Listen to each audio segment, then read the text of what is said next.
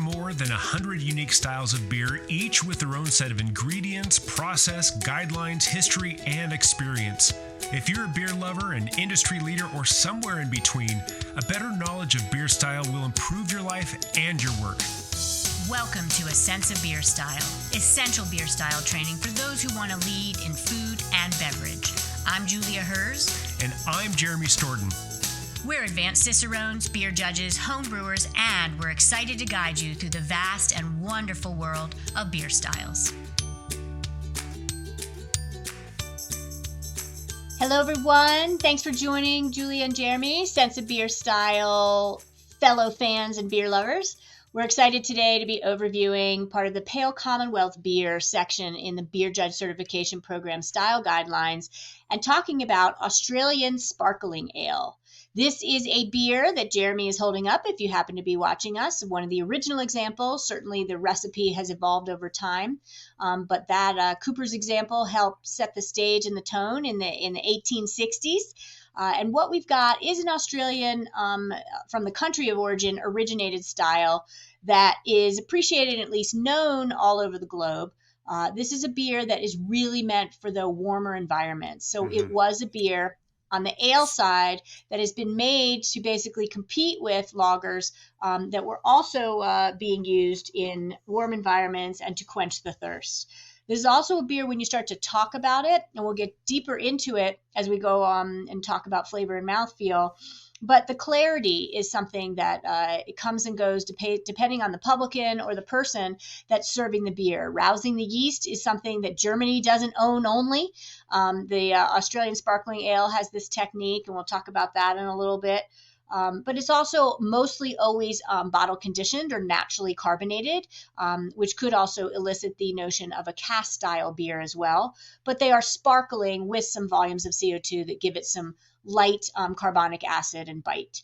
So if we were to brew one of these and talk about the main ingredients, Jeremy, what goes into an Australian Sparkling Ale? Well, this is, like you said, this is one of those interesting beer styles where the style is really based off this one beer. And then, of course, other people brewed similar versions of it.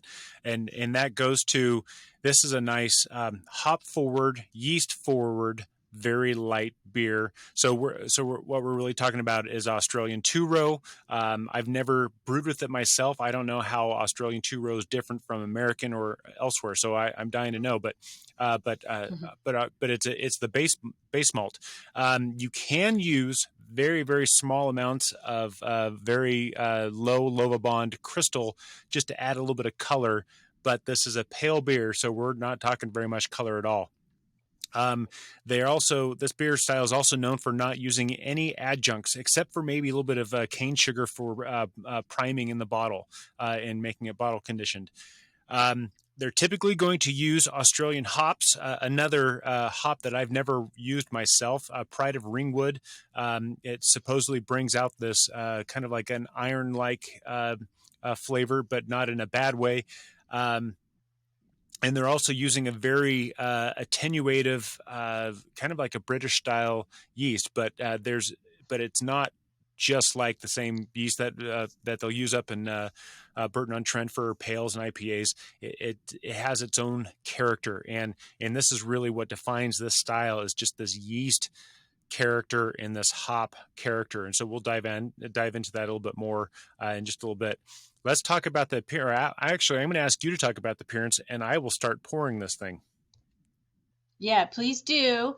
And color for an Australian Sparkling Ale will be deep yellow to light amber, often with kind of landing in that medium gold range, but yet it is a ale, not a lager, so don't ever assume based on color if something's a lager or an ale. And then effervescence and carbonation is definitely a part of the appearance of this beer. I can't talk today. Brilliant clarity, if decanted, is what the style guidelines note. Style guidelines also talk about that some publicans or producers are encouraging the publicans and bartenders to rouse the yeast by rolling the keg. Mm-hmm. So yes, brilliant, but you might want all the vitamins and minerals from that yeast. And so appearance can be, deceiving. It might be also cloudy based on the preference. You've got, just a beautiful, inviting looking beer. What about the aroma? How will it smell? Well, I'm getting distracted by the aroma, but I'm going to, with your blessing, add just a couple things on appearance, because if you go to the website for this beer in this brewery, they talk about rolling the can, rolling the beer, and my beer is now open, so I'm not going to do that. But that's something you can do with American wheat ales, German wheat ales, to get that yeast in there, is to roll it before you open it. So I'm going to, if you are watching this, then you can see that I poured this the term is silently, because I wanted no yeast. It is very, very brilliantly clear. The other way to rouse that is to pour half of it and then swirl the bottle and really get that yeast going, and then finish pouring straight down. And now we get a little bit more cloudiness in the beer. And now, as I can see now, there are little bits floating around in my beer too. And so these are things that you can experience when you have your with your beer. So I just made the ultimate sacrifice, and I turned my brilliant beer cloudy. The aroma, now that I have this poured, and that's really one of the reasons why you want to rouse your yeast and get this in there, is for all the aroma. And I'll run down with this too. You have a low to medium malt, but really the malt, the hops, and the yeast all come together in really good, really synergistic balance with this. But it's really going to come across with notes, aromas of palm fruits. Of like, I get more pear, I get more just a touch of ripe, not quite brown, but ripe banana. You can get a little bit of like grainy breadiness, but the breadiness can go from just like a neutral bready to like a sweet bread as well. So you can pay attention to how the breadiness is manifesting. We shouldn't have any caramel in this or caramel. And the hops are really going to come across as just being this earthy, herbal, and like we talked about before, if you're using Pride of Ringwood, you can get just like something that makes you want to think I'm tasting like pennies or blood, or like that iron-like flavor. But you're going to get a lot of yeast character typically out of this, and I'm getting a little bit of a sulfur out of this too, and that is okay. It's coming across as just a little bit of matchstick, but it works with this beer, and it's not overboard. These are the aromas that kind of typify a classic Australian sparkling ale. Let's talk about the flavor. Yeah, and the flavor really does carry over from what Jeremy mentioned. So most of the ranges of the flavor profiles you mentioned for malt and for hops, they're going to carry over into the flavor. Although aromatic compounds is only one component of flavor, physical basic tastes and aromatic compounds as you're drinking are going to be a little different than what you just smell. So you're going to get a sense of bitterness to this beer that the hops are also bringing to the table, medium to medium high bitterness, believe it or not. And then yet the beer itself finishes crisp and dry from that synergistic balance of all the components, malt, hops, ethanol, are all going to really bring it to a nice place, and it's going to have a kind of crisp, dry finish. One thing we didn't mention in the ingredients, but will affect the flavor, is you can get a sense of minerality or sulfur from the types of water, that the water profile that would be brewed for these Australian sparkling ales, frankly, originating from the Coopers area in Australia to influence those flavors. So mineral or sulfur notes might be there. You also do talking about ale yeast, get some esters in the flavor. They mention the style guidelines that banana is optional, which is surprising. So you even got these more expressive esters, but not as common, although don't be surprised if you get banana in it. And then you are going to have some maybe peppery notes from the hops. You've got herbal resinous hops that really do showcase medium to medium high hop flavor. So this is a beer that emphasizes the hops more than the malt. And as Jeremy drinks it, I'm thirsty and excited to try one sometime soon. Yeah. What about anything you would want to add since you're drinking it, and then also take us into mouthfeel? Well, I now that I'm drinking it and you're describing it, I can literally say what she said because I'm tasting the mineral. I'm getting a little bit of that flint. I'm getting a little bit of all that kind of a dry finish in the end as well, and it's just wonderful. But the carb, we talked about this just briefly, but let's get into the mouthfeel. This is excuse me, it can be kind of a medium bodied beer, but there's going to be an impression of a little bit fuller bodied beer because of the carbonation is high to very high. This is spritzy. You get this carbonic bite to it. It's assertive is being nice. Aggressive is being a little too aggressive. So somewhere between assertive and aggressive is where that the carbonation lies. But we just mentioned the body. The alcohol warmth, if it's there, is going to be really low. It's going to be really well attenuated, meaning it's going to have just this dry finish to it. It's drinkable, especially on a warm day, especially after spending time around the ocean in Australia, or anywhere else. It doesn't have to be the ocean, but that's where my mind goes. That's how the mouthfeel comes across to me. Let's talk about the style comparison. What beers can we compare this to? So I love in talking about Australian sparkling ale, how the main emphasis in the guidelines takes us back to British golden ale, basically the Australian sparkling ale's brother or sister under Pale Commonwealth beer. So it's very similar to an English pale ale, and certainly listen to our British golden ale recipe. But it's more highly carbonated. It's really emphasizing from that hot environment to be refreshing. We want these beers fresh, by the way. We want them highly carbonated. And then they're not going to have as much caramel as other English pale ales. As Jeremy mentioned, that is just not indicative of this style. And yet you've got an essence of more coarse bitterness because the final gravity is lower and the residual sweetness is lower. And so you've got some fermentation that really attenuates this beer with lower residual sugar. So the hops, the bitterness of the hops will showcase certainly in a stronger, more predominant way. And so I kind of got ahead of myself on some of that, alluding to the statistics on this beer that will help our listeners understand what I'm talking about when I talk and reference final gravity.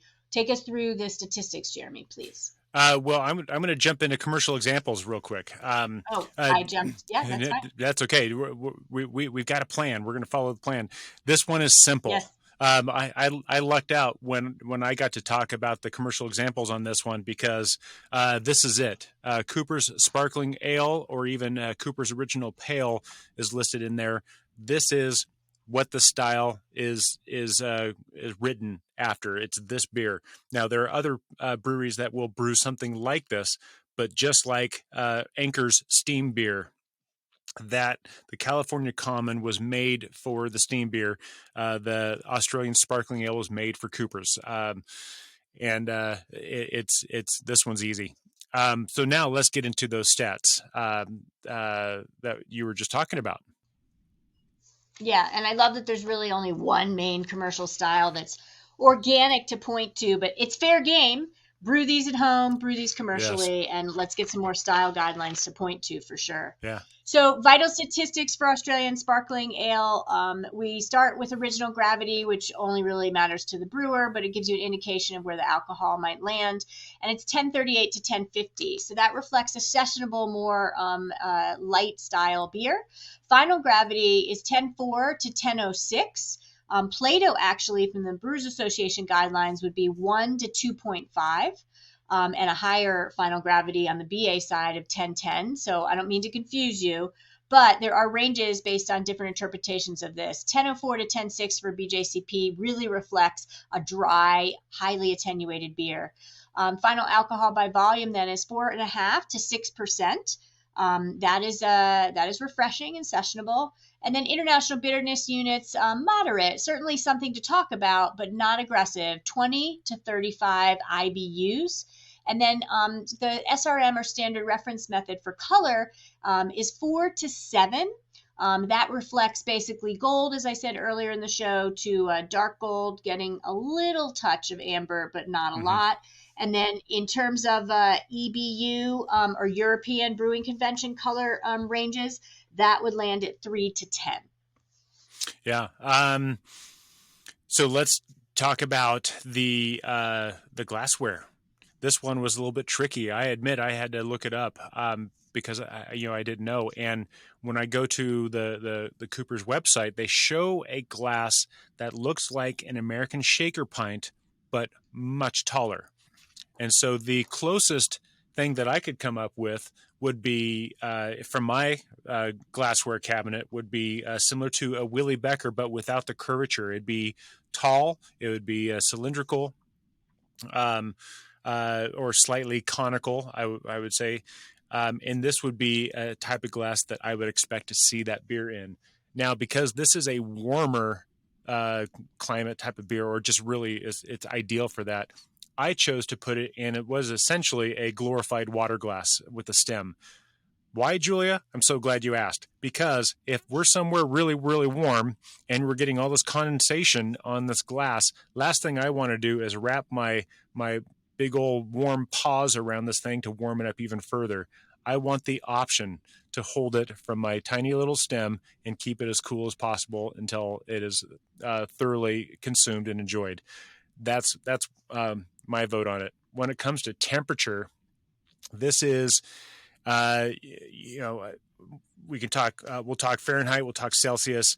A simple way of thinking about it is I don't want this from the bottom of the cooler. I want this from the top of the cooler. There is color in there. There is flavor in there. There are these aromas, the esters, the yeast. They all have something to say. The colder it is, the more these flavors and aromas are going to suppress. So I want this out of the top of the cooler, and I want it to warm up a little bit as I'm drinking it. So as far as Fahrenheit goes, refrigerator temps in Fahrenheit are 38 to 40. I want this 42, and if I let it go to 45, then I've probably let it get too warm. With Celsius, I'm thinking somewhere in the ballpark of 5, 6, 7 degrees is where I really want to enjoy this. But that's where we are with this glassware. Let's start talking about our favorite food pairing. Absolutely. And thanks for the baton pass. Yeah. In terms of pairing, just getting to know Coopers who established this style, they actually set out to have some food pairings. If you go to their website, you can check it out. And they emphasize the beer that Jeremy's drinking, the Australian Sparkling Ale, is an IBU, International Bitterness Units, of 30. If you recall, for your beer study, said the range from the style guidelines is 20 to 35. So Cooper Sparkling lands right kind of at the higher end, but not the top of 30 bitterness units. And they emphasize, because this would give a hot or spicy dish a real kick, because of the medium level hops, they suggested accompanying mild Asian-inspired dishes full of ginger and garlic. And I really, really like that suggestion. So I'm landing with that. They're the experts. They've been probably eating and drinking that pairing since the 1860s. So that's where I stay. Well, and because this is a little bit drier in the finish and far more effervescent than a lot of beers, and just with the flavor profile, I could see this going amazing with like a pad thai. But because of, this beer really speaks to a lifestyle, at least in my mind. This is a great beer for warmer weather. What I really want to pair with this is, after I'm done surfing, after I'm done spearfishing on the back of the boat, I want diver scallops, I want crab, I want lobster, I want, I want this herb and Parmesan crusted halibut to have with this. That would just be an amazing way to enjoy this beer. Well done. Well done. Are you with me? I think you all, Are you with me? You had me at every word, and bringing the essence of the ocean and the sea to this more warm weathered intended beer is great. Yeah. So we thank you all for listening to Sense of Style, and Julie and Jeremy here as your partners in beer studies journey.